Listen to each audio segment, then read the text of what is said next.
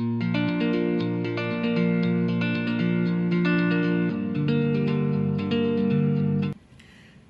वालेकुम वीवर्स, मेरा नाम अदनान सिद्दीकी है। आज आपके साथ मुखातिब हूँ एक नई वीडियो के साथ जिसमें हम बात करेंगे टाइप्स ऑफ रेफ्रिजरेशन सिस्टम के बारे में। अमूमन 4 टाइप्स रेफ्रिजरेशन सिस्टम की यूज़ होती हैं। Number 1 mechanical compression refrigeration system, number 2 absorption refrigeration system, number 3 evaporative cooling refrigeration system, number 4 thermoelectric refrigeration system. All over the world सबसे ज़्यादा types number 1 mechanical compressor refrigeration system अमूमन use होता है। तो आगाज़ में हम डिटेल में डिस्कस करेंगे मैकेनिकल कंप्रेशन रेफ्रिजरेशन सिस्टम के बारे में। मैकेनिकल कंप्रेशन रेफ्रिजरेशन सिस्टम में हमारे 4 स्टेप्स होते हैं। इन 4 स्टेप्स में स्टेप नंबर 1 कंप्रेशन है, स्टेप नंबर 2 कंडेंसेशन है, step number 3 melting device and number 4 evaporation है। तो basic refrigeration cycle compression system में ये 4 स्टेप हैं। अगर इन 4 स्टेप्स में से किसी भी एक स्टेप को कम कर दिया जाएगा तो मैकेनिकल कंप्रेशन रेफ्रिजरेशन सिस्टम में रेफ्रिजरेशन करना इम्पॉसिबल है। यहाँ मैं आपको बताना चाहूँगा डायरेक्ट एक्सपेंशन सिस्टम यूनिट जो हमारे मैकेनिकल कंप्रेशन रेफ्रिजरेशन से रिलेटेड हैं, उसमें हमारे रेफ्रिजरेटर्स हो गए, window air conditioning units, split air conditioning unit, package AC, और इसके अलावा डिह्यूमिडिफायर यूनिट्स हो गए, एयर ड्रायर यूनिट्स हो गए। ये अमूमन हम लोग कंप्रेशन रेफ्रिजरेशन सिस्टम के ज़रिए ही इनको यूटिलाइज़ करते हैं।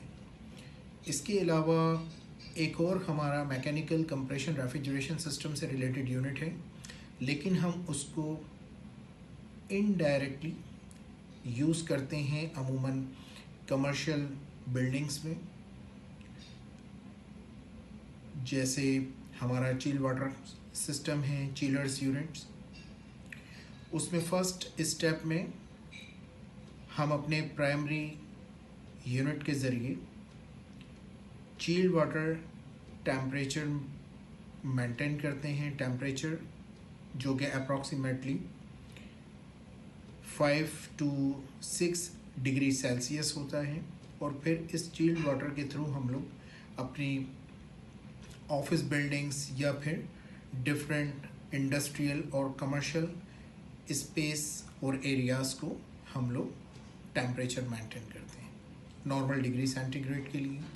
तो इस चिल्ड वाटर को हम लोग सर्कुलेट करते हैं डिफरेंट प्लेसेस पे और मेंटेन करते हैं अपने टेम्परेचर को। Advance refrigeration air conditioning system में हमारा जो basic mechanical compression refrigeration system है वो अमूमन बहुत ज़्यादा यूटिलाइज होता है, लेकिन different control devices electrical side से, मैकेनिकल साइड से काफ़ी कंट्रोल डिवाइसेस इसमें एडवांस इंस्टॉल कर दी गई हैं, जिसमें हमारा जो बेसिक रेफ्रिजरेशन सिस्टम है वो काफ़ी मॉडर्न हो जाता है। और मैकेनिकल कंप्रेशन रेफ्रिजरेशन सिस्टम में हम लोग एक रेफ्रिजरेटर यूज़ करते हैं और उस रेफ्रिजरेटर को बेसिक रेफ्रिजरेशन साइकिल में सर्कुलेट करने के लिए जो हमारा मेन पार्ट है, जिसको हम heart of the mechanical refrigeration system कहेंगे, वो कंप्रेसर होता है। कंप्रेसर का जो बेसिकली फंक्शन है वो रेफ्रिजरेटर का जो प्रेशर है उसको क्रिएट करना रेफ्रिजरेशन साइकिल के अंदर। जब रेफ्रिजरेशन सिस्टम अपने फर्स्ट स्टेज पे होती है, कंप्रेसर उसको पंप करता है रेफ्रिजरेटर को, तो उसकी जो फॉर्म है वो है हॉट गैस फॉर्म कंडीशंस के अंदर होता है, जिसको कंप्रेसर पंप करके ट्रांसफ़र करता है अपने सेकंड स्टेप की तरफ, और सेकंड स्टेप में हमारा आता है कंडेंसेशन मींस कंडेंसर, जिस पे रेफ्रिजरेंट जब इंटर होती है कंडेंसर के अंदर वो एक हॉट गैस फॉर्म में होती है।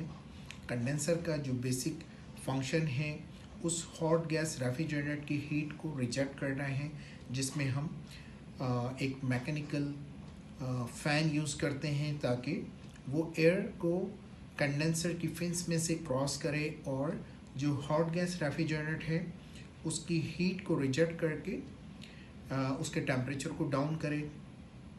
जब हॉट गैस रेफ्रिजरेंट में से उसकी हीट रिजेक्ट होती है तो रेफ्रिजरेंट की फॉर्म हॉट गैस कंडीशन से लिक्विड फॉर्म में चेंज हो जाती है। तो जब कंडेंसर से हमारी रेफ्रिजरेंट लिक्विड लाइन के ज़रिए, यानी लिक्विड लाइन कहेंगे हम जो उसका आउटलेट है कंडेंसर का, मतलब कंडेंसर के इनलेट के अंदर जब रेफ्रिजरेंट इंटर होगी तो हॉट गैस कंडीशन में होगी, लेकिन जब कंडेंसर से आउट होगी तो वो एक लिक्विड फॉर्म में चेंज हो चुकी होती है। उसमें मेन रीज़न क्या है, क्योंकि उसकी जो हीट है वो रिजेक्ट हो चुकी होती है कंडेंसर की साइड से, और जो रेफ्रिजरेंट है वो अपनी फॉर्म चेंज कर चुकी होती है। तो ये लिक्विड रेफ्रिजरेंट लिक्विड लाइन के ज़रिए जो आगे हमारा मेट्रिक डिवाइस है, जिसको हम एक्सपेंशन डिवाइस भी कहते हैं, अपने तीसरे स्टेप की तरफ आती है, जिसमें जो हमारा मेट्रिक डिवाइस या एक्सपेंशन डिवाइस है वो सेपरेट करता है high pressure high temperature refrigerant को low pressure low temperature refrigerant के अंदर, जिसमें तकरीबन अप्रॉक्सीमेटली 80% लिक्विड एंड 20% जो है वो वेपर्स होते हैं। और इस कंडीशंस के अंदर वो उसको जो एक्सपेंशन डिवाइस या मेट्रिक डिवाइस है वो अपने थर्ड स्टेप से फोर्थ स्टेप यानी कि एवोपरेटर कॉइल में उसको स्प्रे करती है लिक्विड, वो जो डिवाइस है हमारी, और फिर हमारे उस कॉइल का जो टेम्परेचर है वो टेम्परेचर हमारा डाउन हो जाता है। तो अमूमन नॉर्मल एयर कंडीशनिंग के लिए जो हमारा कॉइल का टेम्परेचर है वो कॉइल टेम्परेचर हमारा अमूमन +5 डिग्री to 6 सेल्सियस अमूमन मेंटेन होता है। और जो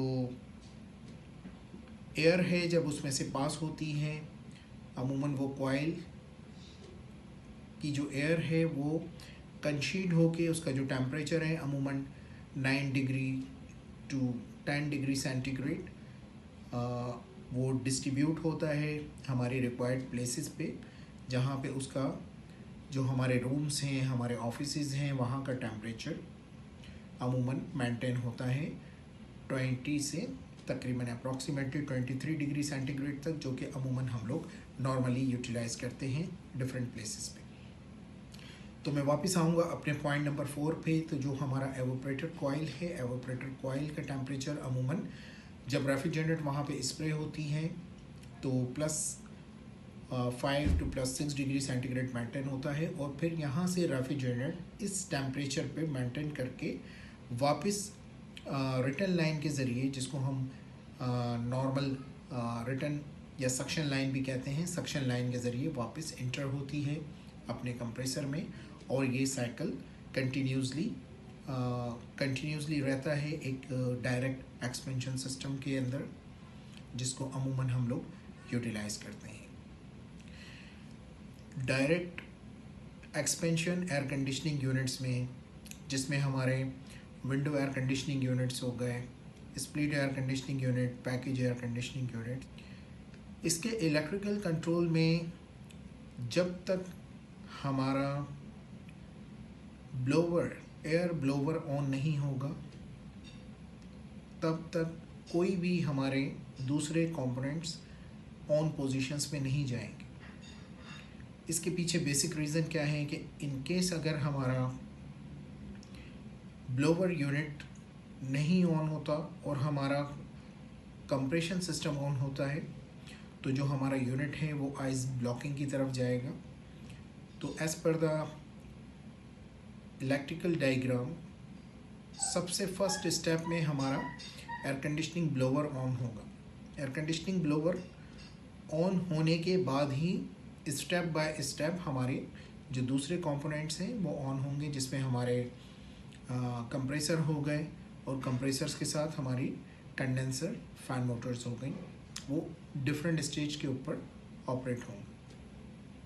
तो इलेक्ट्रिकल साइड से सबसे पहले इस चीज़ का ख्याल रखा जाता है कि direct expansion air conditioning unit में जब तक हमारा फैन मोटर या फिर आप ब्लोवर मोटर कह लें, उसको जब तक ऑन नहीं होगा तब तक हमारी दूसरी कोई सी भी चीज़ उसमें ऑन नहीं होगी। लेकिन ऑन द अदर हैंड हम जब दूसरी तरफ जाते हैं, जो हमारा direct expansion system but cooling के लिए इनडायरेक्ट सिस्टम है हमारा, जिसको हम चिलर यूनिट कहते हैं, जहाँ पर हम एयर कंडीशनिंग करते हैं चिल्ड वाटर के ज़रिए।